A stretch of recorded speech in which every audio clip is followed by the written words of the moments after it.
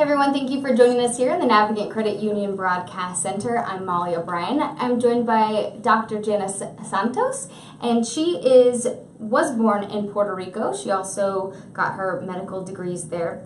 She is a board-certified urologist in the program for pelvic floor disorders at the Women's Medicine Collaborative, and she's also an assistant professor of urology at Brown University. So thank you so much for joining us today. Thank you so much for inviting me. Yes, so I had to look down at all my notes because you have quite a few accolades to your name. So we wanted to chat with you today because there's quite a bit happening in Puerto Rico, and we wanted to get your perspective and your insight on just what's happening, happening with a medical crisis. Would you say it's gotten to that point, a medical crisis happening in Puerto Rico? It is, Molly, there's definitely a medical crisis right now, and we are in an emergency mode, not even in a recovery phase. It's been 4 weeks, and we still have patients dying because of lack of insulin, lack of oxygen, and different diseases and outbreaks are occurring right now as a consequence of contaminated waters and other things going on. Wow. And so again, it's been 4 weeks since the Category 4 hurricane hit the island. You're also doing fundraising. You've worked with 2 professional organizations to not only raise money but help gather supplies, and so we do want to make sure that we get to that point as well. Though first we want to get some of your perspective on just what's happening on the island, because not only have you had family members there, but you know people on the island and you're in touch with the medical community, so you really do have some insight on what's happening there. Talk to me, let's go through this. What are some of the biggest concerns? What are the biggest needs that are happening, the biggest issues in the medical community right now? So as you said, I belong to a group of the Puerto Rican doctors. It's called Doctoras Boricua, that it was initiated by some colleagues in Florida. And we're now a network of more than 3,000 physicians. Initially, it's called Doctoras Boricua because initially it was initiated by women, but now we have men as well, male physicians, and we have a big network of physicians in the main U.S. and also in Puerto Rico, and we all in touch. And through the power of social media, we have developed different connections, and we have been making a fundraiser just to make sure that we can deliver the care hand to hand. Because at this point, what is needed the most, and it's being, I get a little bit I'm emotional. These are people that you know and love and care about. Are there. So we are in direct contact every day about the actual needs and what is really happening, and not what the news are not conveying. Yeah. And most of the critical situation is insulin, the lack of insulin. I have a friend, she is the director of the endocrinology program in the university hospital, and she asks me every day, is there any way you guys can get us insulin? That's a big need, especially because for transport it needs to be refrigerated, so it's a little bit more difficult to transport as well. The other main need in terms of medical supplies is oxygen tanks. Like I previously mentioned, patients with dialysis, they are lacking the fuel for machines to work, and because there's a lack of access for those patients who can still not being able to mobilize to the hospitals that they were able to receive their dialysis. So they've been limited by that. Also, a lot of the hospitals in the regional hospitals have been closed because of the lack of supplies and the lack of power. So all those patients, obviously the nearest hospital is like an hour from them, and it's hard to reach. The main medical center, for example, is still have come with, they are a little bit overwhelmed in terms of like the amount of patients, because the patients that have been transferred from other regional hospitals have to be seen there. And in addition to that, what complicates matters is that the hospital already was serving as a facility where the other patients from the U.S. Virgin Islands were transferred Oh, wow. after Irma. So they're it's already a big overwhelmed. catastrophe. Yeah. And it's not only on medical supplies. You were asking what's the medical crisis. There's also different things that are not necessary in the acute phase now, but now there's other outbreaks that are coming, like for example, leptospirosis. There's been a documented death from this outbreak of contaminated, that transmits through contaminated water.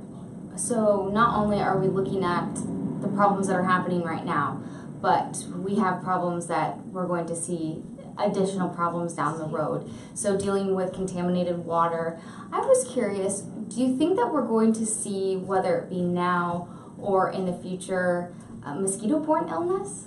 Oh, we have a lot of already, because we are an island that it's surrounded, it's very humid. And actually my mother was telling me today, she just got here 2 weeks ago, and she's still in the survivor mode, by the way. She mentioned that my uncle went to the house and the full pool is full with mosquitoes. And obviously that's a source for epidemics like dengue and yellow fever, things like that. And that's very prevalent in Puerto Rico. So definitely we're going to see likely an outbreak or something like that. Just because there was so much water with this storm, so then standing water and the cleanup. Right. We're still, like you mentioned, we're still working on cleanup. We're not past that stage yet. Right. We're still in that emergency mode. Talk to me a little bit about the power supply of hospitals, because you had mentioned that certain hospitals just can't keep up and running, and so they can't keep their patients stable. So people are forced to go an hour away, 2 hours away, 3 hours away from their home. What is that like for people, and what kind of pressures does that put on the staff that's there? Right. So as of right now, 21% of the power supply is being restored. Wow. That being said, that's just the power generated, not the population percentage per se. That leads with the hospitals, and the problem that the hospitals are having, like the rest of the population, is that the power is not consistent. It comes and goes, so there's a lot of power outage, and that leads the hospital with putting patients in a very critical condition. If you lose the power, we're doing surgery, for example.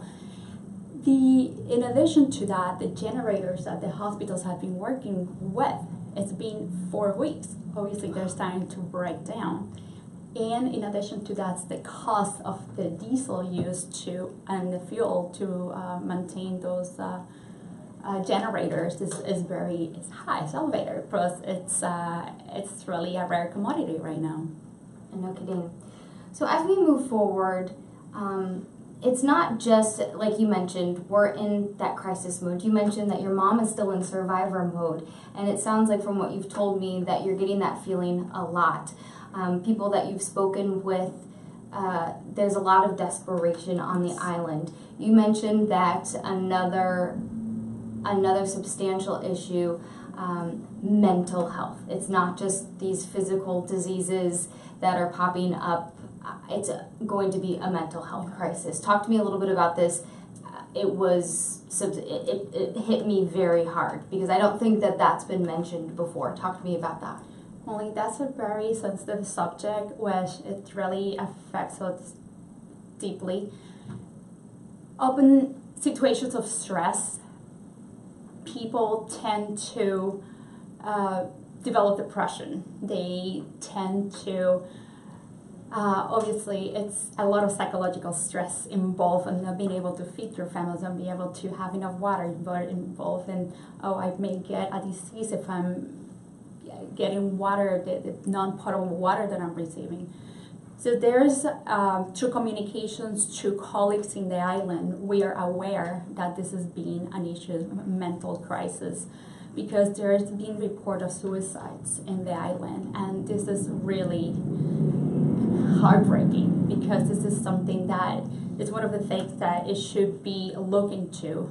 It should be preventable, and that's something, like you said, is not just a physical aspect, but it's also what is left of a country, of an island, of people who are suffer this much, but there's report, and unfortunately there may be the reports are official reports are probably less than the actual ones, and we hear this from our colleagues more common than we think it is. So it's happening more often than it's being reported, than we know about it, and that's troubling. That's troubling. So we hope that through efforts by us and by fundraising and people like yourself, that we can make the situation get better and hopefully provide relief.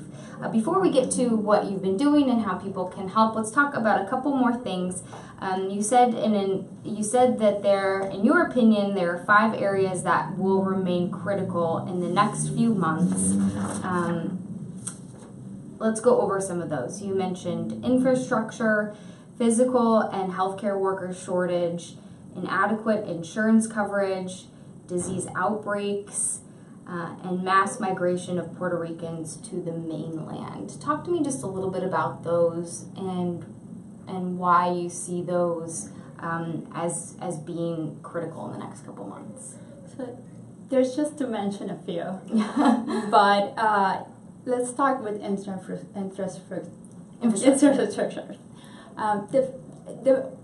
Our system was already weak even before the hurricane, and then having 2 different hurricanes back to back, we took a hard hit. And so right now, literally, the island is being destroyed, and all the effort that it's going to need to go back together an island of 3-4 million American citizens is going to be a big effort. Yeah. No kidding. And then people coming here, or to wherever they might be going, that can be, just physically leaving home. I can imagine that being traumatic in so many regards.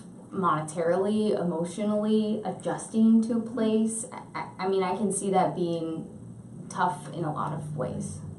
Well, I could tell you about my parents came here 2 weeks ago with my brother, and they were one of the few lucky ones that were able to leave, and they came with a little backpack. It just has their medications, and that was it. No clothes, basically. And what that implied for Puerto Rico is a lot of the workforce, people in their capacity to work are leaving the island. And that's going to be a problem, in addition to the fact that once you leave the island, then you're going to have more resources on the mainland to attend those individuals. Okay, all right. So this is not something that's we're going to need to continue to talk about this and to address this and hopefully provide support. So let's talk a little bit about your efforts working with professional organizations to raise money and to get medical supplies down there. Talk to me a little bit about what you're doing. Okay. So, like I mentioned before, I'm part of this network called Doctoras Boricuas, and we're a big network in different mainland states communicating with our physician colleagues in Puerto Rico. And what we're trying to do is that everyone individually in their own towns or in their own states are trying to, in addition to raise awareness of what's going on, we're trying to do some fundraisers. We have found that the most effective way to get supplies down is through private organizations. Okay. Nothing through government obviously takes a little bit more time, so most effective is being private institutions and organizations, and the most effective way is like literally going through private planes and hand deliver the need to the hospitals, the other physicians, and the people who need that in collection centers as well. So I've been, one of the things I've been collecting for our group is the GoFundMe page that I can mention in a few minutes. And they have raised a significant amount of money, and that money has been used to buy medications, medical supplies, baby formula, and subsidize those planes that are leaving from Florida.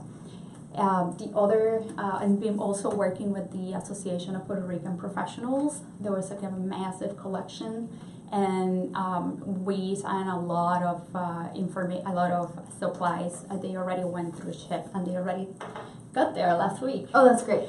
So that was amazing. Our Department of Urology, Brown Physicians Inc., they also did a fundraiser, and we have collected a lot, and that also was sent already. The medical supplies that I was able to collect already in Puerto Rico too, that to my friends.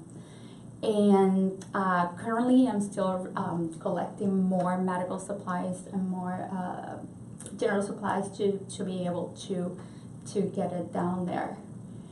I'm also trying to raise awareness. We did a press conference recently, a couple of radios, and the most important thing is that it's raising awareness, and every penny counts. And even if it's with a nice word to your neighbor who came here, it's just like a sense of compassion